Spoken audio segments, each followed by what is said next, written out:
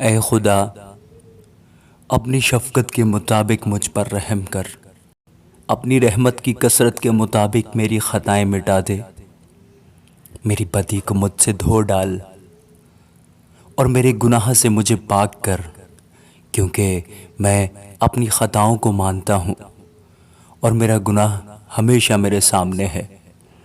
میں نے فقط تیرا ہی گناہ کیا ہے اور وہ کام کیا ہے جو تیری نظر میں برا ہے، تاکہ تو اپنی باتوں میں راست ٹھہرے اور اپنی عدالت میں بے عیب رہے۔ دیکھ، میں نے بدی میں صورت پکڑی اور میں گناہ کی حالت میں ماں کے پیٹ میں پڑا۔ دیکھ، تو باطن کی سچائی پسند کرتا ہے اور باطن ہی میں مجھے دانائی سکھائے گا۔ زوفے سے مجھے صاف کر تو میں پاک ہوں گا، مجھے دھو اور میں برف سے زیادہ سفید ہوں گا۔ مجھے خوشی اور خرمی کی خبر سنا، تاکہ وہ ہڈیاں جو تو نے توڑ ڈالی ہیں شادمان ہو۔ میرے گناہوں کی طرف سے اپنا منہ پھیر لے اور میری سب بدکاری مٹا ڈال۔ اے خدا، میرے اندر پاک دل پیدا کر اور میرے باطن میں از سر نو مستقیم روح ڈال۔ مجھے اپنے حضور سے خارج نہ کر اور اپنی پاک روح کو مجھ سے جدا نہ کر۔